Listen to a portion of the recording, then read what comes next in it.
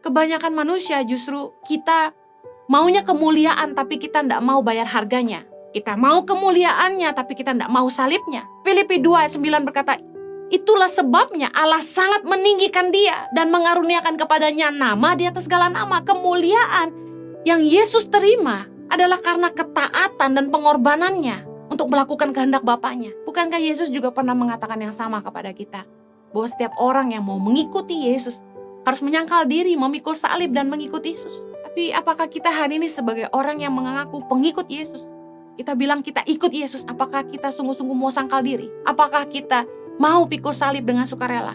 Bicara soal ketika kita harus bayar harga, kita bayar harga. Karena kalau kita sebut pengikut Yesus, dua hal yang kita harus lakukan, sangkal diri dan pikul salib. Apakah kita hari ini bisa menyangkal emosi, menyangkal daging, menyangkal keinginan duniawi kita, menyangkal nafsu kita, menyangkal keinginan kita akan harta, keserakahan, kesombongan, dan kita mau pikul salib, bayar harga untuk ikut Tuhan? Apa sekarang kita jadi orang Kristen, orang percaya yang hanya mau cari nyaman? Kalau parkiran susah nggak ke gereja, kalau AC nggak dingin nggak mau ke gereja, kalau pendeta khotbahnya nggak keren nggak mau ke gereja. Berapa banyak kita yang ikut Tuhan hanya untuk berkatnya, untuk kemuliaannya, tapi tidak taatnya, tidak salibnya. Mari ketika kita hadir di sebuah komunitas, ketika kita ada dalam sebuah hubungan, miliki mentalitas, saya harus jadi berkat, saya harus memberi kontribusi, saya hadir untuk mewarnai, saya harus jadi terang, saya harus jadi garam, memberi rasa, kehadiran saya harus mengubah, bukannya datang karena punya agenda. Saya ingat ketika saya ke pedalaman, saya kaget ketika saya lihat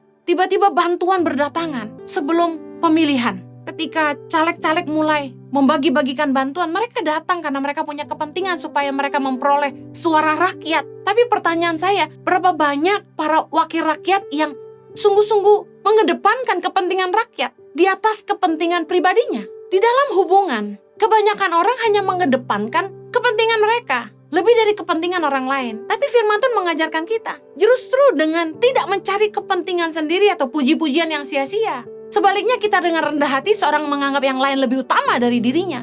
Yang artinya gini, kita harus rendah hati untuk lihat orang lain juga penting. Bahkan kalau orang tuh gak rendah hati, dia gak bisa lihat kepentingan orang lain. Justru orang yang tinggi hati merasa dia paling penting. Dia yang harus didengar, kehadiran dia yang paling penting. Kita gak akan bisa melayani kepentingan Tuhan untuk orang lain lewat hidup kita kalau kita selalu cari kepentingan kita. Ada orang-orang tuh yang selalu nanya, what is it for me? Apa untungnya buat saya? Ada orang-orang yang kalau nggak menguntungkan buat dia nggak mau lakukan, dia nggak mau ambil bagian. Kadang-kadang lelah gitu. Dalam hubungan tuh kita harusnya nggak selalu cari keuntungan. Apa sih untungnya buat saya? Tapi pikirin keuntungan kerajaan sorga. Kalau dipikir-pikir, saya ada di tangan pengharapan ini bukan untuk keuntungan saya. Malah ini jadi beban buat saya.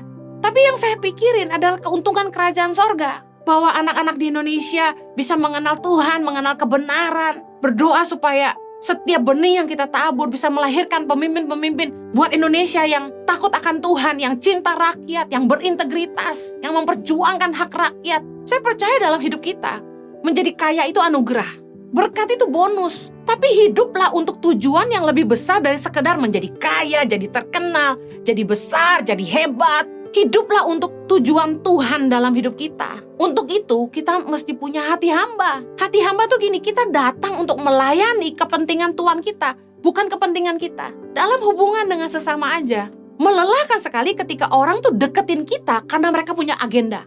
Deketin kita karena mereka punya kepentingan. Ketika mereka tidak diuntungkan, mereka meninggalkan kita. Lelah nggak punya hubungan yang seperti itu? Lelah sekali ketika dikelilingi oleh orang-orang yang awalnya datang pura-pura tulus, padahal punya niat bulus. Datang untuk posisi, datang untuk diakui. And they come for money.